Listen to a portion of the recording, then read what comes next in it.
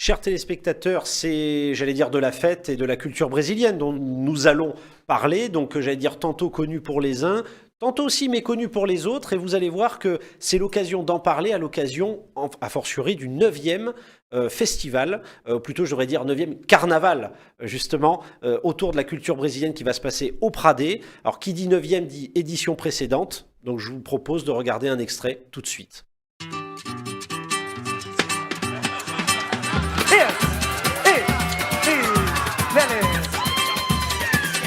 Chora, não vou ligar, não vou ligar. Chegou a hora, vais me pagar.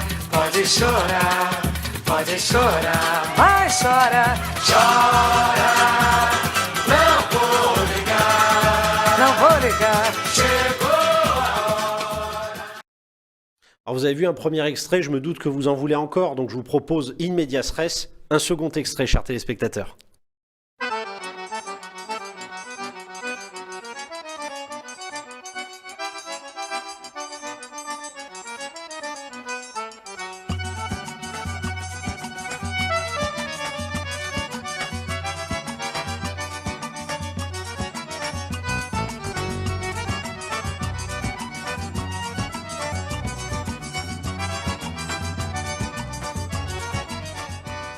Alors, comme on dit souvent, voilà, des images valent mieux qu'un long discours, mais c'est bien d'avoir le discours aussi pour les explications. Et justement, pour nous parler de cette 9e édition du Carnaval du Brésil qui va se passer au Pradé, nous avons avec nous sur notre plateau la chance d'avoir Clélia Morali, la présidente de l'association Sarava. Bienvenue Clélia. Bien, bonjour. Bonjour, bienvenue sur notre plateau. Oui, merci. Alors ça va être l'occasion justement de parler de la genèse autour de ce magnifique... Alors j'ai dit festival parce que c'est la fête, hein, justement, Oui, le Brésil, oui. mais on parle bien de carnaval, hein, on est bien parle d'accord. de carnaval. Oui. Alors on va en parler tout de suite, mais avant tout, je présente aussi Eva Le Petit. Bienvenue Oui. Eva, on Merci peut dire beaucoup. la chargée de la coordination, de la communication C'est ça. autour du carnaval du Brésil au Pradé. Voilà. Bienvenue. Merci. Alors je reviens tout de suite, comme je disais à nos téléspectateurs, il faut que vous nous disiez deux mots sur la genèse. En fait, Sarava est une association culturelle pour promouvoir la culture brésilienne dans son ensemble. Elle a été créée en 1991. On a fait de nombreux festivals, de nombreux concerts, des stages, du cinéma. Et puis, en fait, un jour, le public nous a dit « Mais pourquoi on ne ferait pas un carnaval ?» Donc, ça a été vraiment impulsé par le public qui nous accompagne. C'est une volonté vraiment du Oui. public. Donc, on a mis sur pied un carnaval, ce qui n'est pas tout à fait facile en Europe, parce que déjà, il n'y a pas de groupe de carnaval. Donc, on est obligé de fabriquer, de tout monter. Oui, vous partez de zéro, On en part de quelque zéro. sorte. Donc, on forme le groupe de musiciens Mhm. qui répètent, qui n'est pas un groupe. On mélange des gens de Paris, du Brésil, etc. Oui, oui. Le micro, Clélia. Et une fois qu'on a monté ce groupe, on fait un répertoire et on appelle les danseurs qui se calent, la troupe de danseurs qui se cale sur le répertoire des chanteurs. Et en fait, Très il y a bien. un gros travail aussi entre les chanteurs et les danseurs. Alors justement, ça, comme vous disiez, c'est toute une partie de direction artistique, mais vous m'avez fait toute la transition Oui. auprès justement d'Eva, puisque c'est déjà la 9e édition, donc Oui. ça veut dire déjà 9 ans alors. Voilà, c'est ça. Donc alors c'est toute, j'imagine, comme disait à l'instant Clélia, c'est toute une organisation Exactement. autour. Oui, oui, voilà, qui dure plusieurs mois, enfin voilà, avec bien en amont avec les musiciens, les danseurs, etc.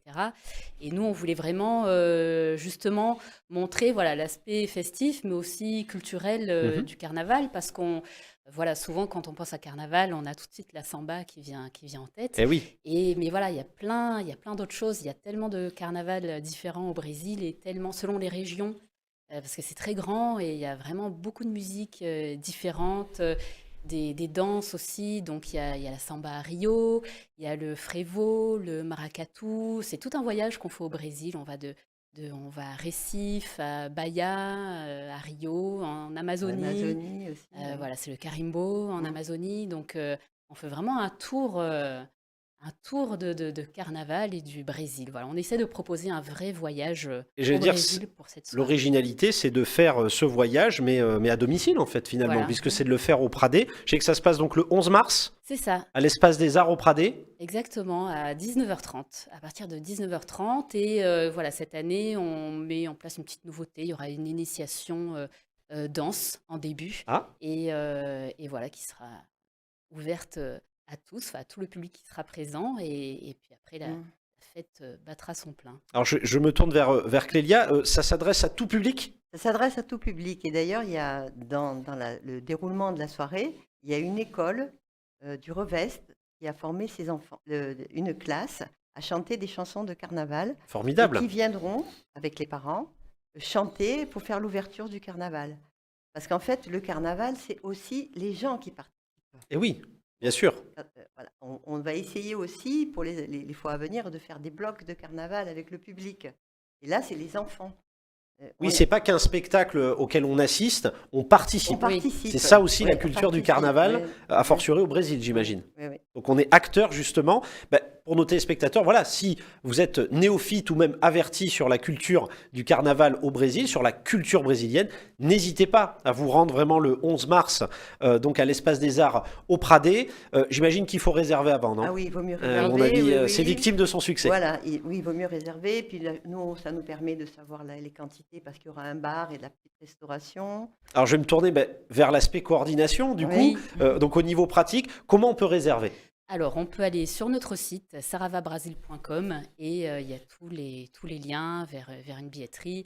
On peut aussi nous appeler au numéro de téléphone qui passe sur l'écran. Absolument, qui Et, défile.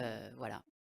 Ah bah écoutez, j'ai envie, avant de vous remercier bien entendu d'avoir été sur notre plateau et surtout de vous féliciter parce que comme vous dites, l'association date de 1991, donc ça fait déjà plusieurs décennies que vous travaillez, que vous développez ce projet qui en plus, vous m'avez dit, prend de l'ampleur de Oui. plus en plus. Je veux dire, qu'est-ce qu'on peut dire pour quelqu'un qui ne connaît rien du tout à la culture brésilienne? Qu'est-ce qu'on peut lui dire pour lui donner envie de venir à cette 9e édition? Le carnaval, c'est déjà une rencontre entre les gens. C'est très sympathique, très convivial. Tout le monde se parle. C'est un grand moment de joie. C'est un voyage au Brésil.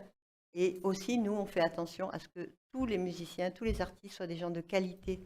Donc, il y a des gens qui viennent et qui regardent les artistes. Il y en a qui dansent. Tout le monde est ensemble. C'est vraiment un grand moment de joie.